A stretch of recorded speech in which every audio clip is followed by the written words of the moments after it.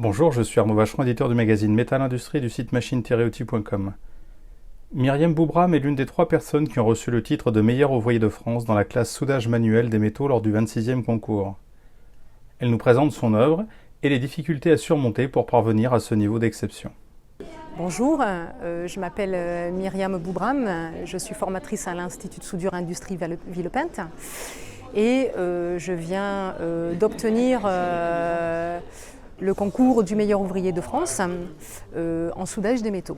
Donc je vous présente ma pièce qui est censée représenter un pylône téléphonique. Donc la pièce elle se présente de différentes parties. On a normalement toute une partie ici en acier. On a ici toute une partie en inox. On a aussi en haut une partie qui est en inox. La partie des tôles était au niveau... en fait, on nous a laissé choisir les matériaux. Voilà. Donc, ça se présente comment? Ici, on a du cuivre. Là, on a de l'aluminium. Derrière, on a une autre tôle qui est en titane. Au centre, on a un mât qui est... on va dire 2 côtés acier et 2 côtés inox. Voilà. Alors comment on a procédé pour la fabrication de la pièce?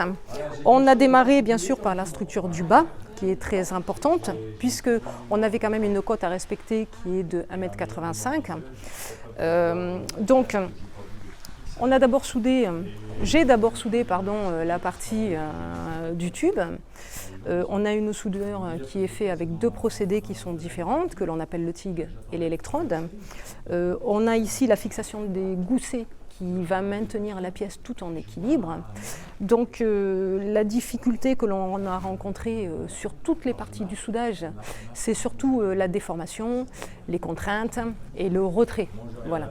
Donc il a fallu anticiper toutes ces contraintes-là que l'on a rencontrées, puisque la difficulté du soudage, c'est ça. Ensuite, ici on a toute une partie en inox. Cette partie-là, elle était soudée au TIG. La difficulté de la position que l'on a rencontrée, c'est à souder le tube bien droit, ce qu'on appelle en langage du soudage la corniche. Voilà. Il faut savoir que on a utilisé aussi, on a fait passer un gaz à l'intérieur puisque la soudure doit être propre aussi à l'intérieur et que quand on soude l'inox, il faut savoir que la difficulté de l'inox c'est la corrosion. Voilà. Donc pour éviter cette corrosion, on envoie un gaz à l'intérieur qui permet de refroidir la soudure et qui évite cette transformation de corrosion. Ensuite, ici on a une platine. La difficulté de la platine c'est qu'elle est soudée au centre. Avec un procédé et elle est soudée aussi sur les côtés avec 2 procédés qui sont différents.